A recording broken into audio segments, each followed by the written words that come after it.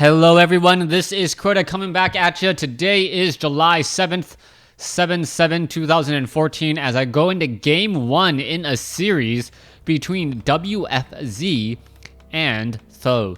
Th000 spawning as the red human player on the top left-hand side of the map. No big, revelation there. Meanwhile, over here on the bottom right-hand side of the map, because we didn't get to see the initial animation, for some reason, we don't really see what buildings are being placed on here unless I click on them. It is an Altar of Darkness and a Ziggurat.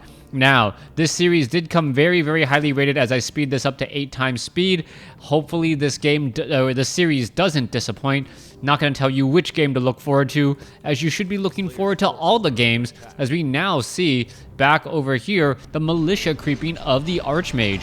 Archmage going to go ahead and militia creep out that rock golem. Not going to have any real problems whatsoever getting that Archmage to level 2.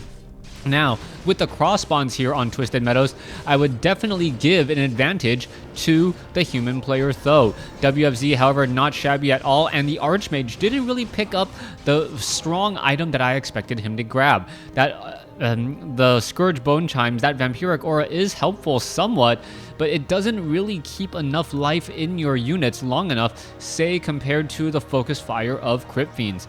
Death Knight now making its way over. Surprised he didn't kill that sheep. Maybe the Acolyte's going to do it instead.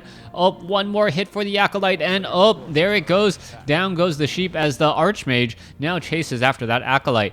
Death Knight quickly picking up some skeletal minions now making their way over, as there is a water elemental off over here as well. Arcane Tower is just now getting done, or sorry, Scout Tower just now getting done. Arcane Tower nowhere near done yet, as this could be a little bit of a problem. Archmage now comes back around the other way. Does have plenty of mana and some decent items, as the Archmage is able to shoo off that Death Knight. Coming back around, Footman now trying to run away from some creeps as well. Let's take a look at this. It doesn't look like the human player Th000 is doing any sort of expanding right now. Let's take a look. No, it looks like he may be trying to make a little bit of a play. There is a bunch of militia. Is the Archmage now making their way over? Yes, to the top right. There are some skeletal minions there. The Death Knight is now making its way over. And WFZ, knowing the playbook, now bringing over a whole bunch of skeletal minions. All right, this is going to be a large amount of disruption here, as you can see that the skeletal minions have already aggroed, and now the ogres are attempting to engage against all of those little poor militia. The militia now going to focus down those troll trappers in the back first. Death Knight may be able to get in some easy experience there. Denies the experience on a one troll trapper, as the damage is still being added up. All right, I take it back. That Vampiric Aura is really keeping up all of these units alive, and one of the reasons why it's actually working out is because of the militia. The more units you have, the better, more effective auras are, and that's exactly what we're seeing there. Death Knight getting a little bit of that experience from that water elemental, as you can still see a bunch of ogre warriors here and an ogre magi. Death Knight steals a bit of experience once more. There is a Tome of Strength, and the Archmage does pick it up. Death Knight, however, still has to deal with one more water elemental here in just a moment, as a new round of militia comes in. All right, new militia with that Vampiric Aura should be able to get in a lot of damage. So far, we can see that the Archmage is just clearing up this entire top right side here, as we may be getting more militia. No, that is the train back, as the Death Knight is trying to make sure that he punishes his opponent for having the audacity to actually expand while he's right there. Death Knight sitting at level 1 still. Meanwhile, the Archmage is sitting very, very close to level 2. All he needs is one skeletal minion more, and he would get to level 3. All right, now sitting at level 2, this is looking extremely good for Th000, as Th000 is going to be able to cruise on into the mid game with not only a hero advantage, but also an economic advantage. Level 3 against level 1 right now. Death Knight will probably make short work of that, but this is not looking all too strong, as the Death Knight is going to go ahead and try and clear out this No Warden creep camp. He needs to get to level 2. Vampiric Aura will help him out tremendously, as he will, in fact, be able to move around the map significantly faster with that Unholy Aura. There's level 2 now on the Death Knight. Meanwhile, the Footman is off over here. There's a Water Elemental now being summoned, as the Archmage and the minions are just going back and forth. All right, Crypt Fiend's getting a bit of focus fire onto the Footman here. Water Elemental now just moving its way over. The Water Elementals do move relatively slowly, And so it allows for you to just walk away from that very, very powerful summon, as the Archmage sitting at level 3 with Claws of Attack plus 9 as well. Very, very nice item that could really cause a bit of problems. Death Knight now makes its way in. Do we have another Rod of Necromancy? No, we don't, even though we have the backpack upgrade. Lich now making its way out across the map. And the Lich could actually get caught on the wrong side here. This could be extremely bad news. As you can see, that where is the other units? Let's take a look at this. Skeletal minions are going after some units there. It looks like some of those will get taken down. Meanwhile, you can see a chain of militia and also Archmage and Footman coming in to reinforce. This is not going to look good. The Death Knight is just in way over his head on the far side of the map. And with these spawning locations, I cannot see how the Death Knight can really put down enough pressure to really stop the human. The human player just has so many advantages going for him now. There goes another peasant there. It looks like some of the animations were not loaded correctly, as the Death Knight now chasing after a Footman. The Footman now able to get away. Archmage still sitting at 500 plus hit points, gonna be able to get to another water elemental there in just a moment.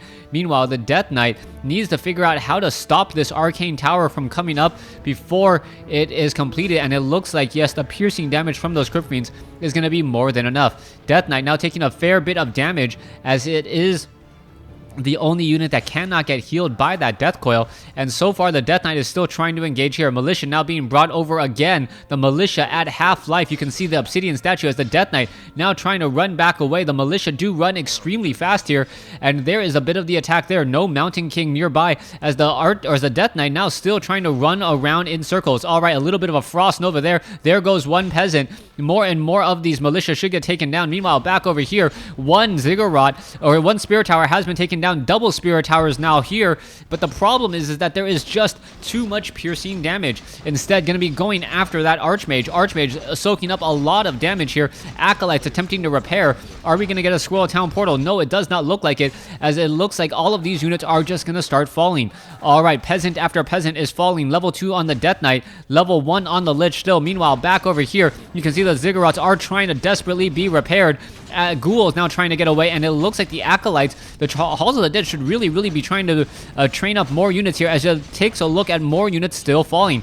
Alright, one Spirit Tower is pretty much all that is left, and more Acolytes are just coming off of the Halls of the Dead to start constantly repair. Ghouls are here as well, and this is just a horrible play by Th000, not realizing that he should probably be backing out here. The Spirit Tower down to 58 hit points. Never mind, it looks like the Spirit Tower is going to go down, and that is actually just using just more and more heavy firepower. If brute force isn't working, just use more brute force, and that's what finally happened here, as the Spirit Towers are now falling. Squirrel Town portal now comes in. Okay, all of these units taking a fair bit of damage. Acolytes now need to have are gonna have a little bit of a bad day. Acolyte, or the Lich, does not have, excuse me, the Orb of Corruption, making those Footmen much stronger, because so much of the damage is piercing.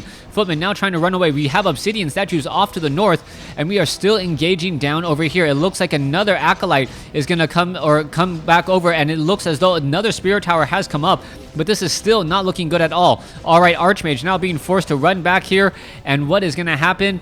One Acolyte is all that is left. Halls of the Dead unable to train up any additional units, as the Death Knight now wants to make his way off to the north, unable to really make anything happen, as it really felt like WFZ just threw in the towel.